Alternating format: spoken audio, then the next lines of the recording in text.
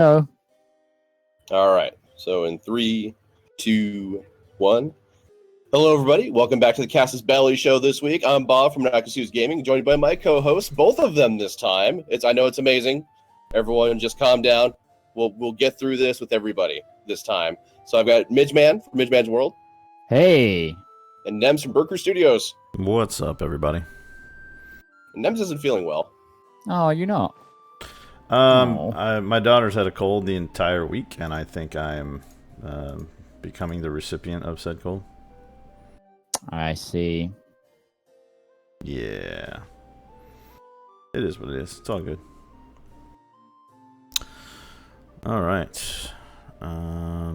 So who's played Hearts of Iron 4? I've played Hearts of Iron 4. I was playing it about 5 minutes ago. I have played it. I haven't played a ton of it, but yeah, I have played it. Yeah, what do we all think? I'm enjoying it. It's a lot more friendly than a lot of Paradox games, but I'm enjoying it. Yeah, I would agree. It's more friendly. Yeah, I mean, it's still got levels of complexity to it, but it's kind of too soon to tell for me on the because I haven't gotten into the mid or late game yet, so I don't know. What I don't know, and you guys probably have a better handle on, is how micromanagey it will or will not become. Become is the operative word, I think, with Hearts of Iron 4. At the moment, it's you can finish the game too quickly. I haven't actually myself played a full game, but I can already feel the fact that I've recorded up to 7 episodes, and I've just entered World War II. In 1939, I've tried to go quite historically accurate, and normally in Hearts of Iron 3, that would have taken me 20 episodes worth of planning and preparation and getting all the text right and things, and it's just a lot less to do with it at the moment. What about you, Bob? Well, I have very limited experience with Hearts of Iron 3 and now Darkest Hour. And if I had to actually choose a Hearts of Iron game to play, I think I would rather go with Darkest Hour. The reason being is this. Hearts of Iron 4 very much feels a little more on rails than Darkest Hour or Hearts of Iron 3.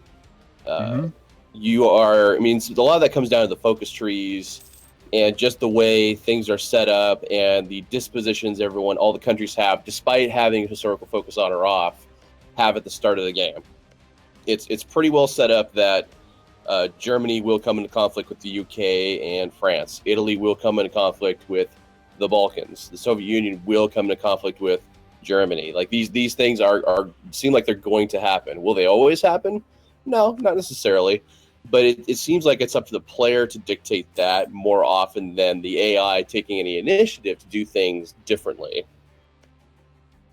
I think. Yeah, I'd agree. Coming more from an EU4 background, I'm not as appreciative of that design. I would much rather have Country Simulator than World War II Simulator. Yeah, I'd agree. I've put a hell of a lot more hours into EU4 than I have any of the Hearts of Iron series. And it just feels a bit at the moment. I think they can fix it within a couple of patches and maybe a couple of DLCs. Fix what, though? What is it we need to fix? To make the game, quote-unquote, better?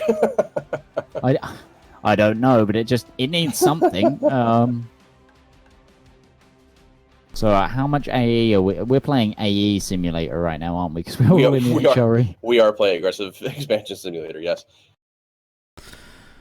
Yeah, I think that was one of the things I've always looked at when I was looking at Hearts of Iron 4 is just based on the previous games. It's always been that, right? It's always been a 5 to 10 year kind of game with a focus on the war is going to happen, and so for good, bad, or indifferent, it's always been, I'd say, the least flexible game out of the Paradox crowd, just because of it's built for that. Whereas I think we're used to games like this or Crusaders King 2, where the choose your adventure kind of thing. So that part's a little strange to me. Choose your own adventure country. I like it. Yeah, I mean, you can take one of these little HREs and try to conquer Europe, right? I mean, you can't do that in Hearts of Iron 4. There's no time scale for that. No, I'd agree.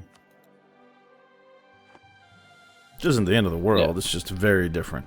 Now, what I do think is occurring and happening with Paradox games of late, Stellaris and Hearts of Iron 4 now, are I think both good examples of this, is that there's a push developmentally, I think, to make games that are very accessible. And there's nothing wrong with that. I still think Hearts of Iron 4 is a good game. I enjoy Hearts of Iron 4. But the push seems to be, let's make the game as accessible as possible, and then we're going to lean really heavily on the modding community to go ahead and put all the intricacies that they want in the game. Whether that's fair or not, I don't know. Yeah, I don't know. It's hard to say. I mean, I'm lagging behind, apparently. The modding concept in general, I'm a huge fan. I think Stellaris is a place where that's... what's going on. Sorry, I haven't paused myself in the background. That's why I'm lagging behind. I think Stellaris is where the modding community factor is really going to shine, and it would be fantastic that they have that, because there's so much that they're going to be able to do with that game, modding-wise. Hearts of Iron 4, yeah, it's going to have to be like gameplay modifications and community fixes to give that realism or that level of detail, but I mean, at the end of the day, the modding communities are what will allow the flexibility to appeal to multiple crowds and still make your hardcore fans happy. But the better they do at exposing it to the masses, the more successful the games are, which will then, of course, have a larger modding community. And so I think it's the right choice as long as they don't tip too far down that scale. But I think that's the razor's edge they have to figure out, right? Is like, where is that? How do we stay Paradox, but also not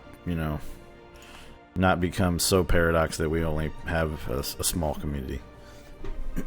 Well, it's a business quandary, right? Really? Can Paradox expand based solely on, or continue to be profitable based solely on the audience that they have gained with Hearts of Iron 2, Hearts of Iron 3, dare I say even EU3, EU4, and Crusader Kings 2? Like, what do the unit sales look like for those games compared today to what they were a few months ago? And if they just release another game, or a game that is just almost a carbon copy of one of those, just the latest iteration, will there be more flack? Will it be worth the time and the effort they put into it? Right. Does anyone feel, and I would put this as a general question, not just both of you, but also to the greater internet, does anyone feel like Paradox has had their brand tarnished by Stellaris and Hearts of Iron 4? I mean, I certainly don't feel that way. Mark, Jack, thank you for coming. Right, so I don't feel that way either. Are they lesser titles than? And when I say lesser, do they have as much? They don't have as much stuff as, or as much gameplay as what we've come to expect, even out of base like Hearts of Iron 3 or base Europa Universalis 4. Which, while a little more bare than they are now, with all the DLC that's been added on, where is our expectation exactly being tempered with that stuff? Because I think those games, looking at them from a vanilla standpoint, were still more full than Hearts of Iron 4 and Stellaris are currently. Right. Okay. Oh, man. I want to invade someone. I'm not used to playing this game without invading someone in the first 10 minutes. Well, there's that whole claim fabrication is all different now. They actually changed it even more recently, where it used to be to where as soon as you had 10 covert op points, you could make the claim fabrication. Now you need to wait till you have 25. Oh, really? Using those points, yeah. Yeah, they've actually changed it twice, because it was, 10, and then it was 20, and then it was 25. Yeah, things have changed a little bit. Huh? I don't know why I'm lagging behind. Well, damn it, Midge.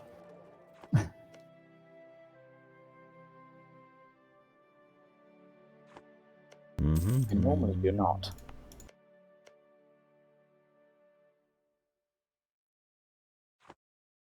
Apparently, Colonist is telling me you need to change the game you're playing, Midge. I need. Do I? I don't know. I'm not watching your stream while I'm also streaming and talking on the show. It says gaming talk shows on YouTube. Yeah, no, on YouTube it says Total War Warhammer. Okay. Hold on. Which is kind of like a U4 in a not so Warhammer kind of way. It's like carpal tunnel, but different. That's right. So Hearts of Iron 4, again, I think like Stellaris, there's some good bones there. I don't know, or I don't know if I feel like I'm as confident in saying that there's going to be, and some of this has actually been bleeding into my faith about Stellaris, if there will be DLCs that will quote unquote fix the things about the game that we want fixed.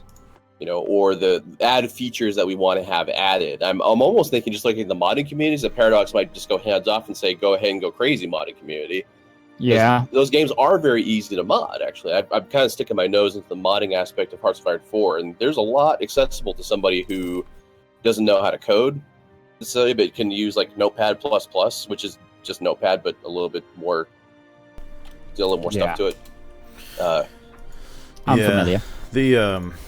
So like I went on kind of a download spree on Stellaris mods the other night, and one of the ones that I saw that I had complained about, I think in one of our first episodes afterwards, was trading.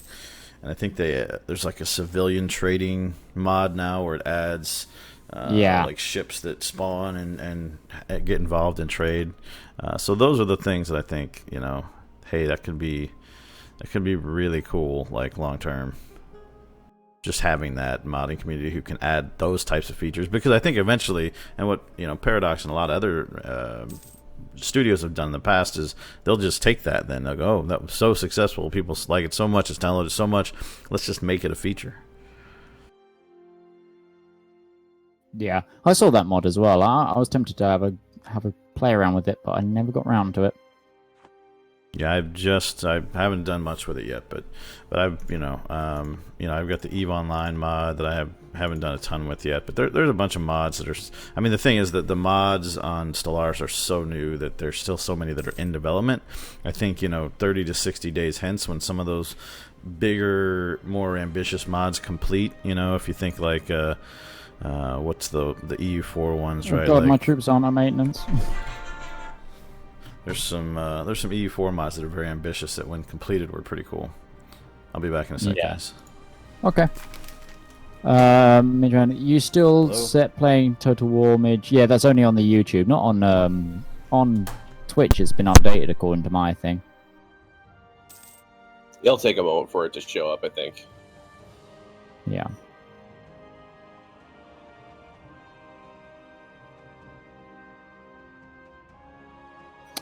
Condottieri from Cleves. Don't need it. Oh, they're engaging me. Well. Yeah, you got really shit maintenance too. Yeah, because you didn't tell me we were going to battle. Well, it's not my fault that you can't get, your stuff figured out. Yeah, I'm a one profits miner. Hey, Alex Wake. So you're currently tuned in to the Casus Belli show right now, which is featuring myself, Bob, Midgeman, and Nems, who are also other YouTube content creators, and we just do a kind of a BS talk show. Where we just kind of sit around, we talk about stuff, talk about games that come out. Yep. Do kind of pseudo reviews, just kind of shoot the breeze really about gaming for about an hour. And we've only gone out for about 10 minutes. Every Saturday. I'm trying to remember the times. It's 12 till 1 Eastern Standard Time, 5 till 6 British Standard Time, which is British Summer Time, which is right now. Then, right now, pretty much. Mm-hmm. All right, as soon as I captured this, I'm going to move down to Koblenz. Koblenz? It was right next to you.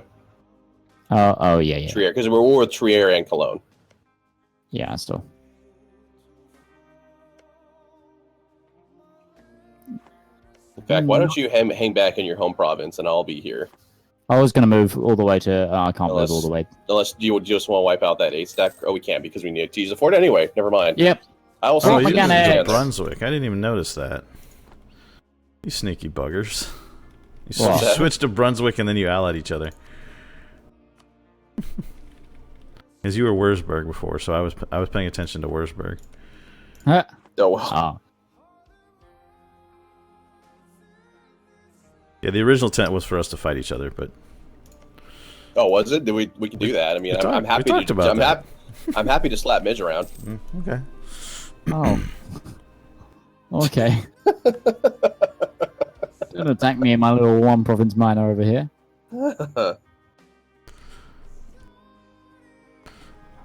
Oh, there's so much war. There's so much war happening. All right. Have either of you guys played Verdun? Yes, I've had it a long time. Any good? It is an absolute CPU whore, but it's a good game. I quite like it. It's very limited in terms of what you can be. In compared to say Rover 2, it has much more limited squads because the squads are only 4 people big, like in size, and that's your officer, your rifle, your marksman, your grenadier, and your machine gunner. And yeah, it's kind of a bit limited in that sense, but So wait a minute, is it like co-op then, like Left 4 Dead? what Verdun? Yeah. It's online, isn't it? Right. So is it where it's 4 players versus a bunch of AI, or is it? Oh no, it's all players, PvP. All PvP. Okay. There's like 6 squads in a team, and then each of those squads has 4 roles within it. And then the roles in the squads slightly vary on what nation you're playing as, because the French have slightly different weapons, different types of unit within a squad. So do the British, so do the Australians, so the Canadians, so do the different types of Germans, because you get like the Alpine Jaeger and such. It's a good game, although it's an absolute bitch to get running properly. Oh. Yeah, it takes a long time to sort of balance your settings and make sure it doesn't crash, because you change one thing out of it, it goes nope, and just goes. But in my personal experience, anyway, other people might find different. Well, I've got a pretty up-to-date rig, so I wouldn't imagine having an issue like that. I was eyeing it the other day just because I've been looking more at these World War II or World War games. More, and Verdun was one that I know had come up or been mentioned before. So I was like, I wonder what this is all about. I haven't bought it yet. I think it's like $25 right now on Steam. Yeah, I got it about I got it about £15 on a sale a while back. I've put like 20 hours into it, 25 hours into it. Not bad.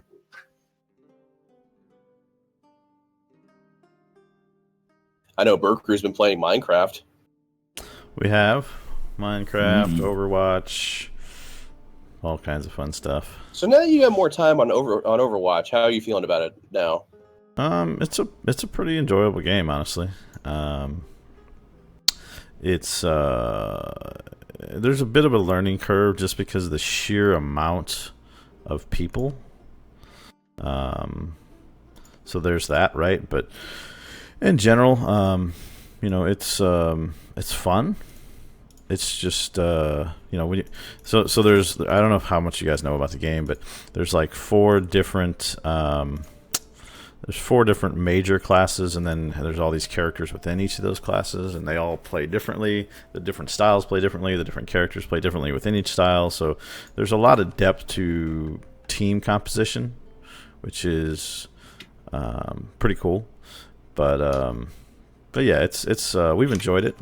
I probably play more of that than anything right now, and it's a good time. Love it. Love that game. Love it. Didn't expect to be that interested in it. I think 4 or 5 of us now have it. There's a holdout from someone who really just doesn't like Blizzard. Why is that? I don't remember the history of it, but doesn't like Blizzard, huh? Yep.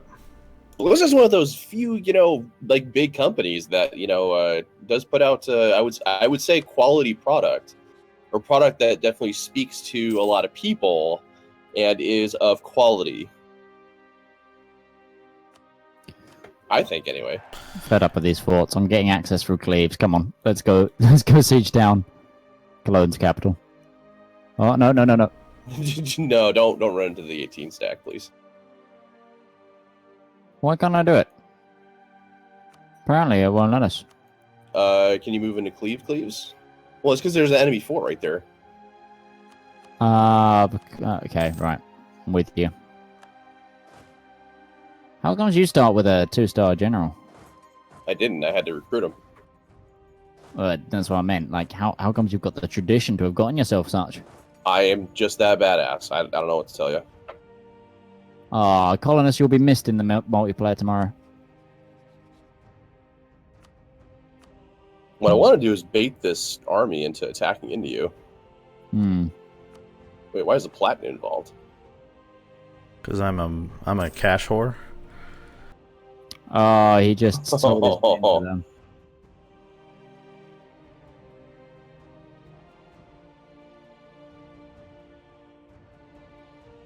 That's horrible. Well, we can go. We get gotta him. make Go this get him, hour Mitch. interesting, don't we? Let's go get him, Mitch. Come on, Mitch. Let's go get him.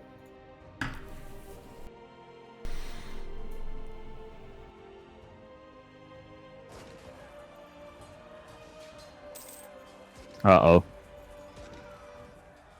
They're actually breaking off troops to come help.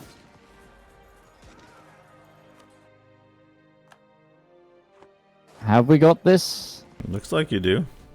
Yeah, we do. Brunswick don't care. So we can't siege this thing now, but, it's cool. Just take as many loans as possible, raise as many men as possible.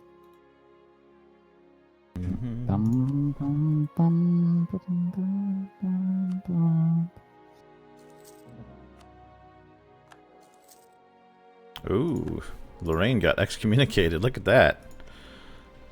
Already? Uh-huh. That's actually been much more prevalent AI behavior, I've noticed. Which is cool, because there's so many game mechanics that are hardly used. We've talked about this before. There's so many game mechanics that are kind of hardly used that it's good to see some of that happening. You can actually launch a humiliation war now on your rivals if you so desire. Oh, really? Mm-hmm. So I haven't been playing, like, the most recent patch. I'm still on the previous build before that at the moment, so I haven't really... Well, that was kind of one of the biggest points of contention I think I've seen about EU4 was that I'm playing map painting simulator was what I see complained about the most. So people wanted more reasons to go to war that weren't over territory, right? And I think the only other CB you had was like the trade dispute. Yeah, I think so. So they have one now where it's just like if you got a rival, you have a CB against them, which is just a humiliate CB. Hmm.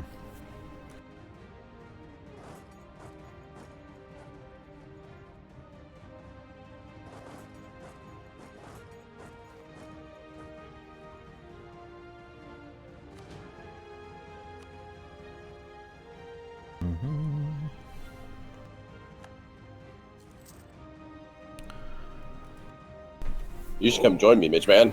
Yeah, I'm coming, but my troops aren't moving. Well, why not? Because, nah. Because, meh. See? Wise guy, eh? Why is my doorbell ringing? Why is your doorbell ringing? I don't know. We gotta Because find out. people love you. No, that's not accurate. Error, incorrect data set. Yeah. Luckily, I have a camera and I can find out what's going on up there. Oh, turn that off. Everyone, welcome to Nem's Orders of Pizza. No, it looks like it's my wife. I'll be back. Alrighty. Yeah. Let's go march on Colonel then. Okay. Let's go stack wipe him. Or try to really hard. Yeah.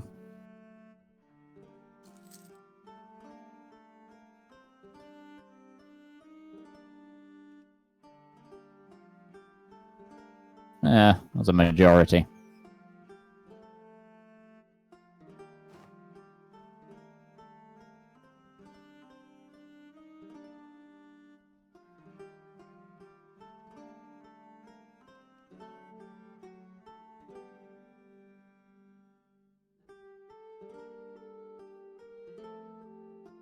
We're on a harder difficulty Not as far as I know. because Everything's default. because literally I'm trying to ally Austria and it just goes -20 hard. Dude. Was that okay? Not allowed. Sorry about that. It's alright. They went to a race for the cure this morning. For some reason, the front door thing wasn't working. Mm-hmm. We have one of those like smart locks where you just punch in the codes and all that. Unlawful territory. Oh yeah, that's a thing. Nah, it'll be great. Rad.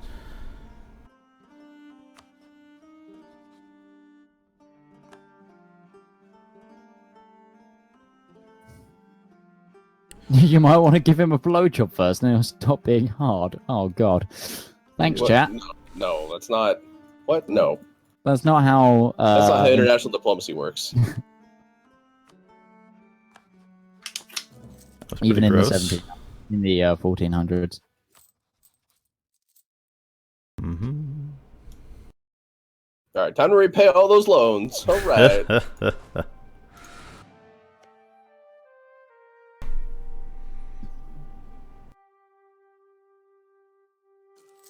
What else have you been playing, Midge? Me, oh well, obviously Hearts of Iron 4. In the background, I've been playing a little bit of Civ 5 again, just getting my juices flowing on that because of the announcement of Civ 6. What else have I been doing? Someone was asking me if I thought that was you last week. That's what it was. Is that you were saying it looked really cartoony or looked more cartoony? It looks the same to me. No, to me it looks really, really, really kind of cartoony and.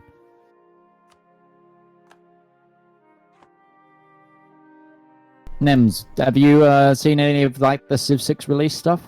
Like No, I'll be honest with you, I've kind of stayed away from it for now. It's one of those things where I'm afraid the hype machine's going to get way ahead of where it's at. So I've sort of ignored it, to be honest with you, just because I'm Civ 5 had so much life, and I'd love to say Civ 6 will do the same. I don't know that I felt like Beyond Earth measured up to the replayability factor that some of the previous Civs have. So maybe I'm jaded because of Beyond Earth, which I don't think it was a bad game. I just didn't feel like it was.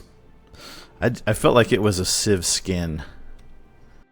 Yeah, it was more like a total overhaul mod than it was a new game. That's a great way to describe it. I'll be right back. I'm just gonna have to check for something. Okay. And one of these times it's gonna be my turn to leave. Yeah. Well, you can leave now. I'll just talk to myself. I'm an interesting fella. Oh man. Yeah, so we're actually the biggest thing we're getting geared up for is the new season of Ark's going to start probably here in the next week or two. We're going to start recording in the next week or so. Our first Ark series has probably been the most successful series on our channel. I think the first episode just broke like 5,000 views the other day, and most of the others are over 1,000. At least the first 5 or 6, right? And to be honest, we were blithering idiots in that one. We're building up a hey, I died, and my air's even more awesome than the guy who's taking over. But anyway, we've changed the map, so I don't know if either of you guys have ever played Ark, but there's kind of a default map, but the modding community went around and made some maps, and there's this whole competition, and the one that won was called the Center, which is a really amazing map, and also has like an underground area where it's like a world under the world kind of a thing. So we're prepping to do two things. We're prepping to do a series on that map, which will be a lot of fun, and then we're also a little bit further down the road, season 2.5, or we'll just call it a different series. We're actually going to do a like a multiplayer with subs series, where we'll open up the server like on Friday, Saturday, or for the weekend, and kind of let anybody else jump on the server for that period of time and fight against us or build their own bases or do anything like that. The sub tribe. Yeah, we'll have the Berkru tribe, and then they can all build their own tribes, and then everybody can fight each other. Interesting. We've talked about doing something similar with Minecraft as far as opening up a community server. I don't know that it would be quite as hostile as as the Ark will. Hmm. But you never know. Mm-hmm. Oh my god, Bohemia is just invading everybody. Yeah, I've noticed that. Bohemia's strong. There goes Bandbug. Oh, man. Bigger Bohemia, not good. Not when Midge plays it. Well, I mean, they still might have a huge coalition. Oh, no, they don't. Okay. Midge could teach them a thing or two. Although trying to invade Scotland currently as Bohemia is an interesting feat. Well, I would imagine. I had to, because England has become like an impenetrable fortress by sea in 1660. I'm going through Scotland, so I had to no CB War Scotland in my series, and trying to invade Scotland currently. Interesting fun. Why are you trying to fight Scotland? Because I'm trying to do the Bohemian achievement where I've got to get a core on Dublin in Ireland. Oh, okay. Why don't CB whoever's in Ireland then? Because it's all owned by England, and it's trying to get troops into England. Oh. Yeah, England owns the entirety of Ireland, England and Denmark, and then Sweden owns Norway, who are their allies, and the entirety of Pomerania, Brandenburg, and the Teutonic Order. Because Poland fucked up. Good job, them. And there's a giant Burgundy and a giant France as well, who are my allies. Well, you should be able to fight England then, no problem. Yeah, it's just none of those nations really have boats compared to a giant Sweden and a giant England. Oh, stop lagging behind me. Stop it. Just... Stop it.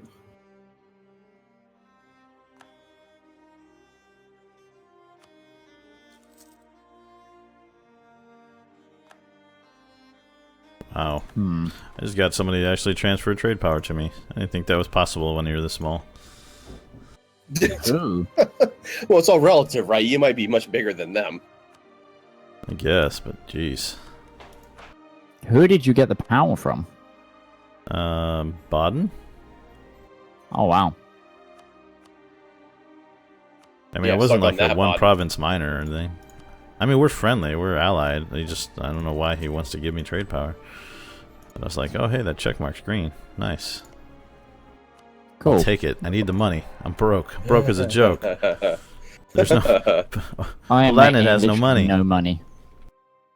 Well, that's the early game now. Ever since some of the recent expansions, the monetary stuff has still, I don't think, been truly fixed yet. Oh, God, no. Everything's a little bit weak in EU4 at the moment. I think long term, a lot of the changes they've made are good. I think there's just some balance things that need to get done. Yeah, I'd agree. I mean, to be fair, I think the entire planet took their eye off of EU4 for about a month and a half, 2 months. And here's what I'd say, though, on that front, and this will sound a little crazy. Love Stellaris. I think Hearts of Iron 4 is going to be really cool. I don't think either of them are going to have the draw, to me, personally, that EU4 still has, just from the replayability factor. Like, this game, I feel like I could play, 100 more games of this without too much difficulty. Whereas I don't know that I feel that way right now about the other two. Bob, do you have an army at the moment? No. Do you have an army at the moment? What is army? I will not declare a war, then. What is army? Well, you can declare a war. I'm not going to help you. Yeah, I would probably need you to. I was going to try. Why you gotta lean on Bob? This is a bad thing, right? You need to learn to stand on your own. Oh wow! Shots fired, everybody. Sorry, 4 provinces versus a 2 provincer. I'm gonna lean on you until I can get to about your size. Shots fired. 4 province. Who are you trying to fight? Cleve and Hessen. Yeah. I see. Indeed. Well, which one are you going to declare war on? I don't know which one to You're going to have ally. to give me some time. Okay.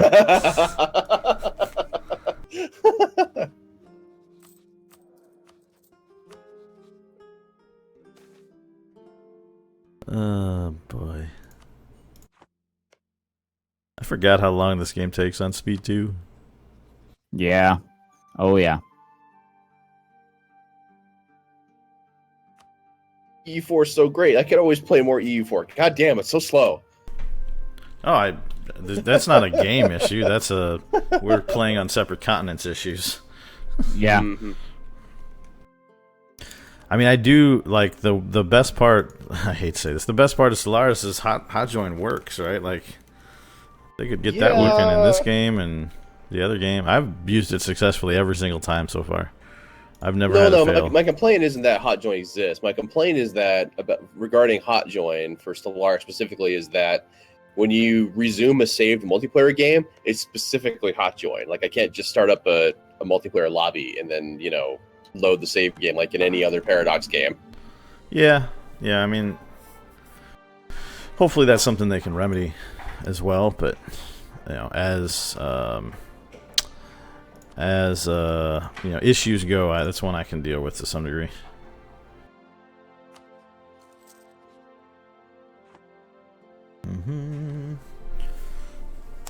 Oh man, what was I going to bring up? A glorious number of loans. That many, eh? Mm-hmm. Paderborn was expensive. Let's just put it that. Westfalen wasn't as expensive as you'd think. Well, it's good because it's a huge development province, right? No. No. 5. Just unexpected condottieri from fucking Palatinate down there. Yeah, oh shit. So I started, my first YouTube series really was Cologne. Well, I did a quick Wurzburg one, but the first one I actually played to its entirety was Cologne. And boy, let me tell you, that is some crap land to start with, man. Cologne is a good province. Westfalen and Paderborn are kind of crap. Plus that whole being split them up in two. That's not a fun start. Yeah. Interesting one though. Yeah, it was a fun game, and I felt like I was an okay player before I started doing the YouTube stuff, but I feel like the being recorded and having a lot of people give input on your stuff kind of improves your skill set. So I'd be curious to go back and do that again. Not quite a year later, but close to. I think I started that in August last year. It was the first month we were YouTubing. Two DLCs and 6 patches later. Let's try it again. Right. The game is completely different. Well, and as far as the experience for my viewers, right? I think I had a headset mic and didn't know how to use recording software and didn't understand any of the things that come with actually making YouTube videos. So I'm sure the quality experience would be quite different as well. How is everyone doing? Is everyone growing pretty good so far? I've slowed down recently, but well. Yeah, we're doing pretty decent. We are, I think, I can't remember our sub count right now. We're 535, I think. We're probably over 10,000 views in the last month, which is not terrible, not great. I'll see if I can get my stats up on my phone. Yeah, that's one of the reasons we want to kind of get our second Arc series going. Is the first Arc series did so much for the channel that we never anticipated, and we're also checking out some other games that we think might contribute to that as well. So now that we've changed formats and kind of have added the other two guys. So that there's 5 of us, which we've actually, if you've watched any of our Minecraft stuff, we've actually done a fair amount of recording with 4 or 5 of us at a time, which I think is much more entertaining as the personality mixture we've got, I think has gotten pretty good. But Yeah, I'll be curious to see how that next arc series goes. Because we were kind of still figuring things out. I think the arc series started for us in February, and we were still kind of, I think I had just switched recording software back then and still didn't know how to use that even. Sorry, Mitch, go ahead. No, so I don't think I was going to say anything. Well, if I was, I can't remember what it was going to be. Saying Ladies words and and gentlemen. things, kind of, sort of. Yeah. You were going to declare war on people without an army. I believe is what your plan was. I was gonna declare war on people without Bob's army. Well, yeah. Potato. There's lots Your of House potatoing Forster involved. series, I know, is doing pretty well, isn't it, Mitch? Oh yeah, my not the current CK2 Game of Thrones one, my previous one, that's racked up quite a lot of views. I mean, I say old one. It's only like 5 weeks old since the first episode, but it was only a 19-episode series. And I think I've got about 4,500 on the first episode, and then the following 3 have all over the 1,000 mark, which is pretty nice. And I'm seeing a lot of people actually in the community coming to talk to me about that, which is really strange and interesting.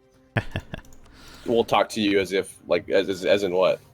As in, give me all these Game of Thrones facts that I didn't know about and all this backstory. I was like, oh, okay. Like I got told off the other day for giving Keeper of the Swans to a certain member of the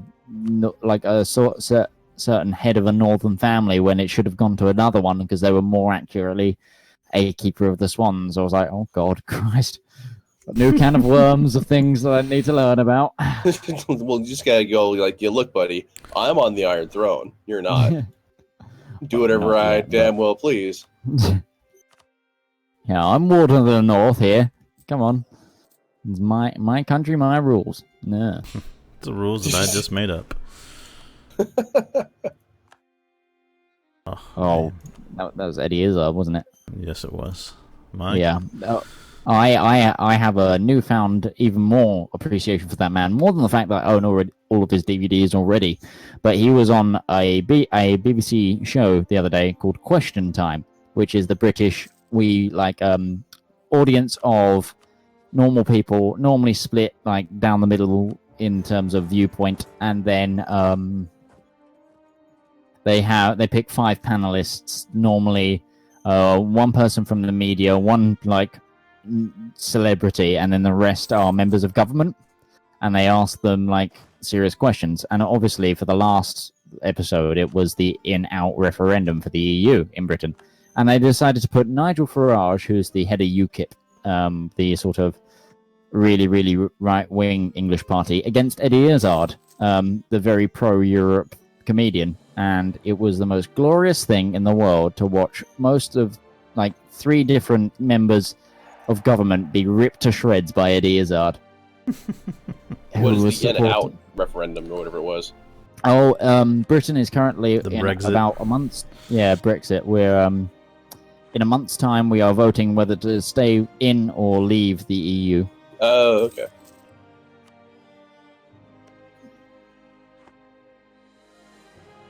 Yeah, I think in American circles it's such an odd, the whole concept of the EU is a little unusual for us, and I've been following the Brexit stuff. Not terribly different from NAFTA, though.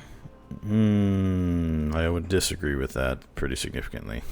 I mean, the EU minus Britain has a common currency. They have, there's migration laws involved. There's a lot more than it's not a trade agreement, right? The EU trade agreements are a piece of it, but it is much, much more than that.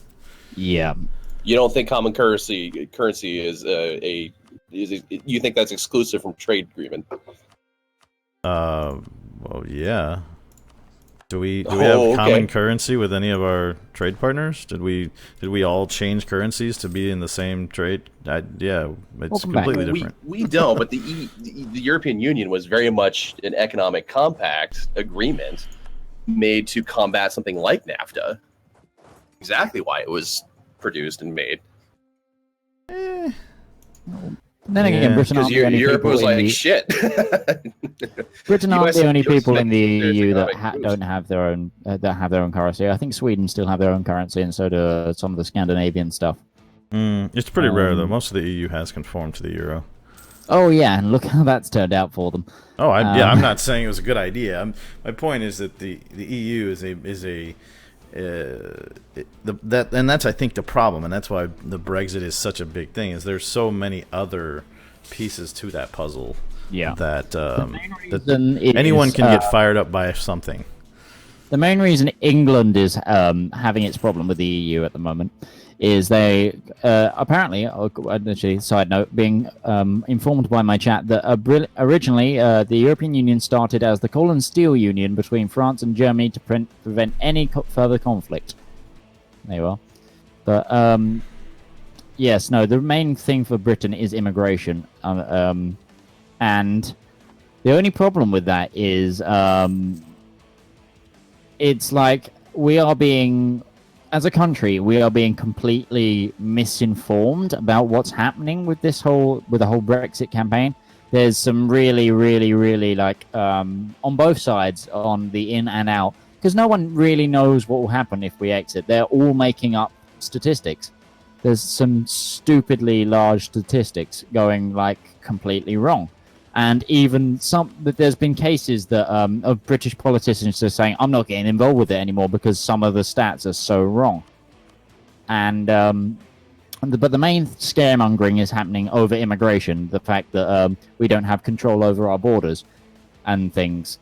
But because of how the euro is going at the moment, and if we say, right, we're closing our gates in 2 years, it could do worse for our economy, having a huge influx of immigrants that we can't control than the ones that we can't control that are coming steadily in.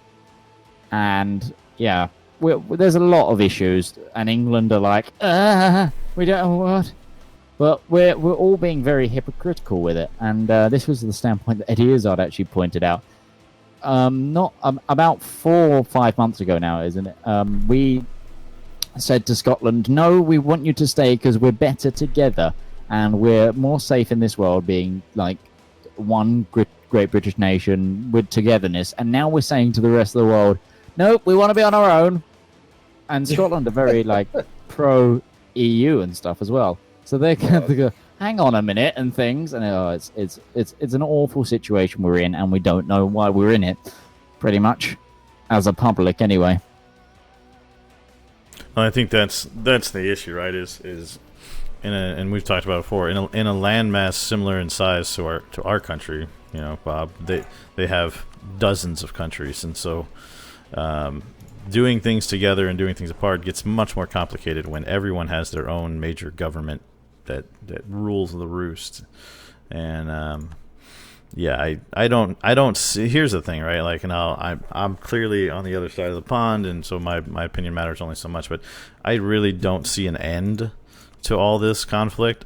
Whether the Brexit happens or not, I don't think is the end of the story. I think that it's going to happen over and over and over again, and either something's got to give, something's got to change, right? Guessing that'll be Ben. Hi Ben, how are you doing? But it's but. At the end of the day, the whole idea between the European Union is the fact that we're not going to war with each other anymore. And this has been the longest period in something like 400 years, the statistic is, that Europe hasn't been at war with each other. Hashtag Bretton Woods. Hashtag Bretton Woods. And it's the whole, it's having problems elsewhere, but the true essence of it is working. And why are we gonna, as a country, step away from that? And I really shouldn't get too much into it because I can't force my own opinions on my viewers and things like that. But yes, although if you're not registered to vote in the UK, you've missed out because the voting sign-up was closed 2 days ago, and David Cameron had a complaint that was not enough youths are going to be voting on this crisis, and he says, because you removed them all from the electoral register last month. And yes, we have that problem that our prime minister decided that it's bad. So, wait a minute, back up a step. So there was a bunch of people that were eligible to vote, but didn't register, so they got knocked off of a voter reel. No. Right? Everyone, like student level voter was removed from the electoral register, and then not everyone signed back up, basically. And now our prime minister's complaining. Yeah, I will say that don't take this the wrong way, mate. The things that happen in European government compared to what we're used to, Bob, it's very... There would be riots over things that happen over there if they happen here. I don't know. I keep expecting there to be, like, I don't know how up to date you are currently right now, Nems, on, some of, like, there's a lot of controversy in the recent, back and forth between Hillary and Bernie about how votes aren't getting counted. Mm-hmm. Oh, yeah. I keep wondering where the breaking point is actually going to be for American citizenry to actually start, rising up and rioting for stuff. But I don't think that's ever going to happen because we're too complacent. Well, I mean, it depends on what we're talking about. I don't know where that breaking point is going to be. We're clearly not above doing that in a very general sense, as it's already happening in the election cycle now. But I think, when I say things that would happen, right, like there's a big furor in this country over, whether from either side, whether it's, recent events on college campuses where protesters come in and basically stop a speaker from speaking and end that, right? Like that's become a big thing here. In Britain and other parts of Europe, they just ban people from campuses, and that's not an uncommon practice. So, if someone banned a speaker from practice based on political views here, like a university, that would be the end of that university. That's my point, right? There's different shades of gray here, and I think there's different tolerances of it. And the scary part is that clearly there was probably not tolerance for that in some parts of the world, and has recently become tolerance for it. So that's the bigger question: is what to your point, Bob? Like, do we just keep letting it spiral out of control, or is somebody actually going to do something about it? That's the big question. I don't know. And this has nothing to do with gaming, and we've gotten really dark here. So yeah, it's fun. That's fun. What is gaming and other topics? Yes. And we are kind of playing a historical political simulator. Yes, in we a are. sense, so. And if friggin' Nuremberg would fall, I could end this stupid war. Come on, Nuremberg. Fall already. But no, if you have the time, look up the most recent episode of Question Time and watch it, and watch Eddie Izzard rip apart Nigel Farage. It is the most glorious thing in the world. That's all I'm going to say to the my people. I always, well, my views, personally, do line up with the views of some other, I would say, actors or comedians out there. I'm always suspect of how informed those opinions are and what level of pragmatism is being applied to those opinions. Because they're actors, right? And they're comedians and performers. You say that, but Eddie Izzard recently was running for mayor of London. He is trying to be, and he all his focus in the last, since he stopped really doing comedy quite a lot of the time, he's been doing fundraising for charities and more things like that. So I think he's better informed than quite a lot of actors and things. I would appreciate if your rebels would stop being my problem. Yeah, I would appreciate if they stopped being my problem as well. Just stop. It's an interesting point, though, because I will say it feels like celebrities, regardless of their level of information, are given much more credence than maybe they should be. I agree, Ben. And I would say on a worldwide stage that's accurate. Right? Same thing in the States, right? Like these people will come and they will say stuff, and half the time it's completely bollocks, and no one says, hey, that's garbage, because, well, they're a celebrity. Surely they know things, right? I mean, they pretend. They pretend for a living. Why wouldn't they know everything? And that's the celebrity factor, where we just sort of, if the same words came out of a politician's mouth, we would treat them with more suspect. And maybe it's a charisma factor, right? And Eddie Izzard's maybe a great example. Whether he's in the know or not, he's a very charismatic person, and so I think he's going to be given. He's going to seem, because his job is literally to be witty. he will seem to destroy somebody, even if he wasn't 100% accurate, because that politician or whoever the other guy was, or an expert who's a little more academic, they just don't have that gift, right? And so they can sometimes be made to look silly while not being wrong. So that's the one thing I do. It's a grain of salt in general, and I love Eddie Izzard, so I'm not. It's not an attack on him in general, but I mean, I feel like we treat that ability to speak as though it has some sort of weight. Right, so which is why I tend to pay less attention, because you'll see it on Facebook or on Twitter or something like that. Someone's either retweeted a thing that a celebrity has said, or it's posted on Facebook. Hey, check out this awesome diatribe by insert your favorite actor or comedian here and stuff. And there's no harm in reading it, and if you want to agree with it, that's fine. I would encourage everybody though to apply some modicum of just do your own research on stuff. Look stuff up.